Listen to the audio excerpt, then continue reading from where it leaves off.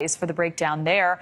We welcome now our political panel. Democratic strategist Mally Smith, Republican strategist Michael Ameer. Gentlemen, great to have you both this afternoon. Thank you. Mally, I'd like to start with you. So the president, he's expected to appeal this. Many predicting this is heading to the Supreme Court, no doubt. But in the meantime, what message does this ruling send, not only here, but also abroad? What will be the impacts to the president's overall tariff strategy as we're watching this play out? I think this is certainly going to undercut him internationally. He's going to be talking to countries who are going to look at this Supreme Court ruling and say, does this person really have the authority he says he has? And, you know, this is eventually going to be decided by the Supreme Court. But until then, I'm glad that the courts are stepping in to try to rein in Trump's tariffs. The Center for American Progress estimates that these tariffs are going to cost Americans around $5,200 a year, every American household around $5,200 a year. The CBO estimates that it's going to cost $4 trillion over a decade.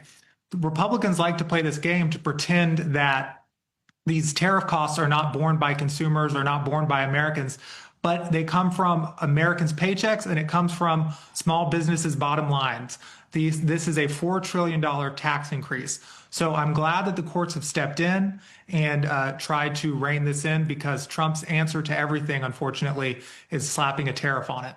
So, Michael, I want to get your reaction to what Mally had mentioned. And also, you know, the argument coming from the right is that this is part of a broader strategy, short-term pain for long-term gain. We haven't seen that long-term gain yet.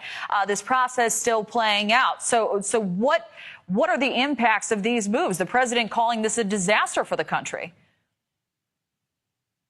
Well, the tariffs that he's implemented so far has actually worked pretty good. If we go back to April, everyone was saying the doom and gloom, it was going to be recession and depression.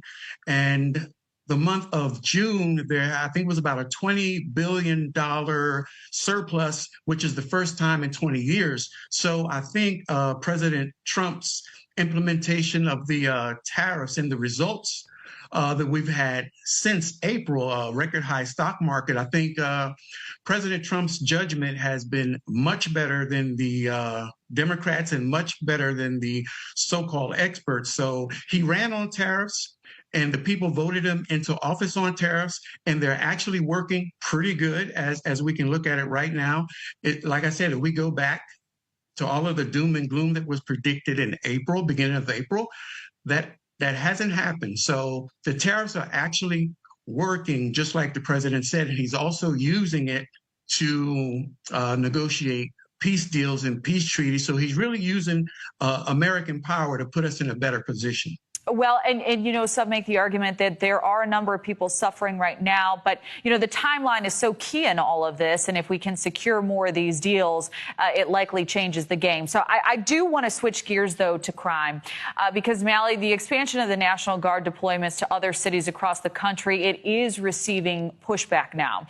Governor Pritzker here in Illinois is saying essentially stay out of our city. We don't need your help here in Chicago. But Caroline Leavitt said quite the opposite this week. Here's a clip. For 13 consecutive years, Chicago has had the most murders of any U.S. city. This is J.B. Pritzker's legacy, by the way. For 7 consecutive years, Chicago has had the highest murder rate among U.S. cities with more than 1 million people. So what are your thoughts on her argument, Mally, and where do you see this fight going from here? I think two things can be true. First, which is Democrats need to have a proactive answer on crime. They need to show that this is an important issue and that they're tackling it in their communities. But another thing that's true is that this is also for show. Trump is not sending the National Guard into red states, despite the fact that red states have a higher murder rate than blue states. They might dispute that and say that those facts are fake, but those are just the facts. And he's not sending the National Guard there because he wants to pick a fight with leaders in blue states and in blue cities. And it's all a big distraction to hide from the fact that his tariffs are increasing costs on everyday Americans. Job growth had slowed the last 3 months. It slowed so much that he actually fired the Bureau of Labor Statistics commissioner, and inflation has increased. He's doing this as a distraction, and we cannot let him change the topic on us. So, Michael, to Mally's point, the president's job approval rating has slipped to 38%. This is citing Pew Center's latest poll. So voters give Trump's main policy initiatives a thumb down, including his economic policy, the DOGE moves, this big, beautiful bill that's now passed. Many critics say he is changing the narrative with these city takeovers in blue states. Will that be enough inertia to get Republicans through the midterms? And if not, what likely needs to change now?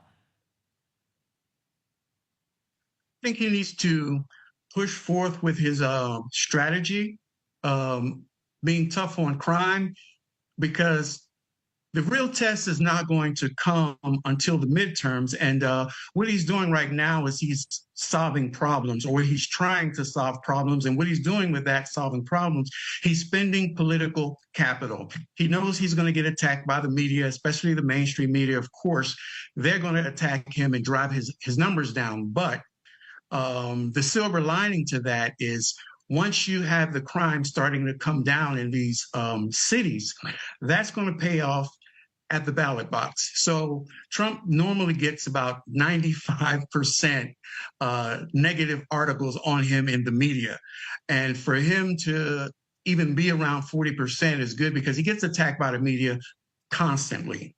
But his good results, especially with the economy, that's going to keep him afloat. But I think he has until the midterms. And I think if they let him bring his policies through by the midterms, I think the Republicans will be in good shape. Well, some saying, February will be the timeline where voters are really going to be assessing their economic outlook, how some of these initiatives have shaken out.